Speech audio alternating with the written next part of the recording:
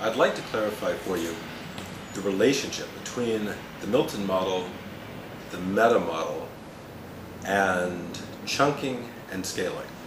So chunking and scaling are processes, and they are related processes, they're similar processes, with some quite significant differences between them. And I think this is the basis that was used by Steve Andreas when he wanted to come up with this scope and category distinction. And of course, making correct distinctions or making effective distinctions is really the secret of either being a powerful communicator or a powerful actualizer of ideas. All right, this stuff relates to the Milton model and the Meta-Model. If you think about it, so stop and let your mind go into a very good, high retention, high learning state where you can really absorb what I'm saying and pass this on internally into your mind, and internal emails and internal videos that you send to visual and kinesthetic and auditory and vestibular parts of your mind and olfactory and gustatory parts of your mind, where you fully engage the learning process, because that's where we're going to get some major headway. A lot of high bang for the buck learning is what we're after here.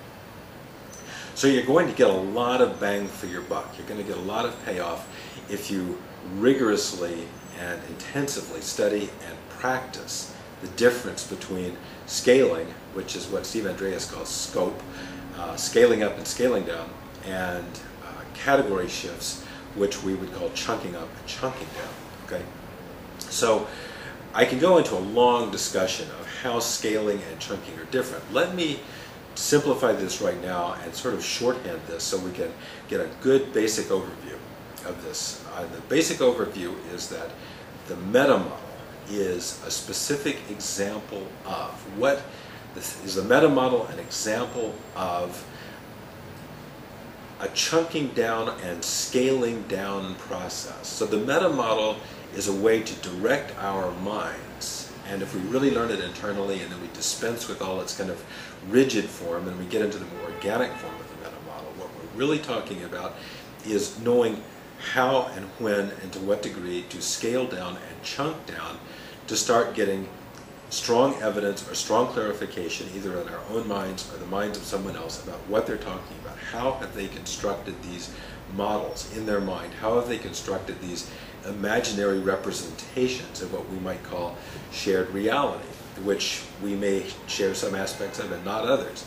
So we're really probing for how have they constructed that reality. We do that by chunking down, looking for specific examples or specific instances that act as the foundational or ground material for the level above that, for the category that we're talking about.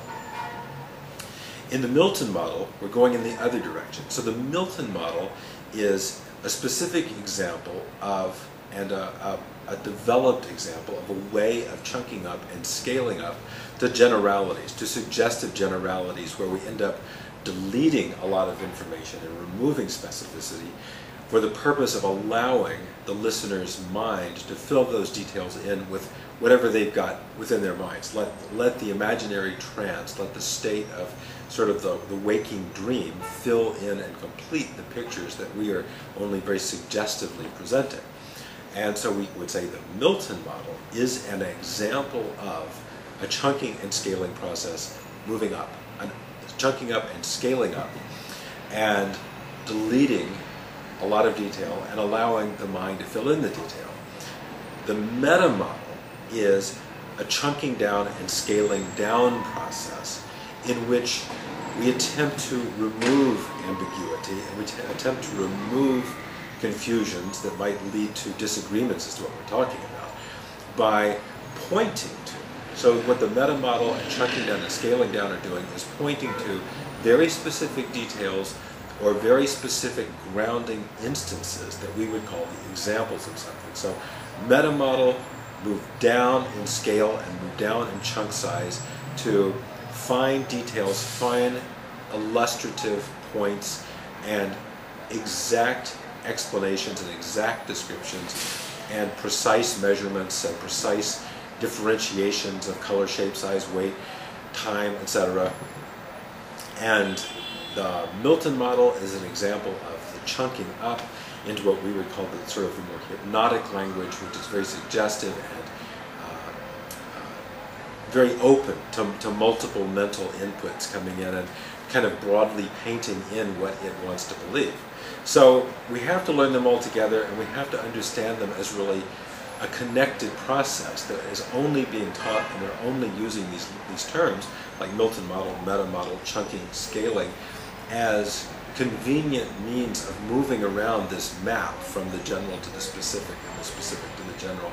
But once we've mastered all these points, and we can sort of set them aside because we've got the patterns very deeply ingrained, then we can just move very, very freely from Milton-Model space, chunk it down, scale it down, to Meta-Model space, to intermediate kind of indeterminate space. And at that point, we say you've really reached competence. That's at the point, I think, that one is their work is worthy of having a certificate. If that, anyway, someone's giving out certificates, they become an example of the type of person. There's the type of person out there who deserves to be certified. What is this type of person like? Well, you can meta-model that, go that down. And speaking of deserving to be certified, brings it up. With those types of persons who deserve to be certified. Well, what is that category? What constitutes it? How is it formed? What are its terms? What are its standards?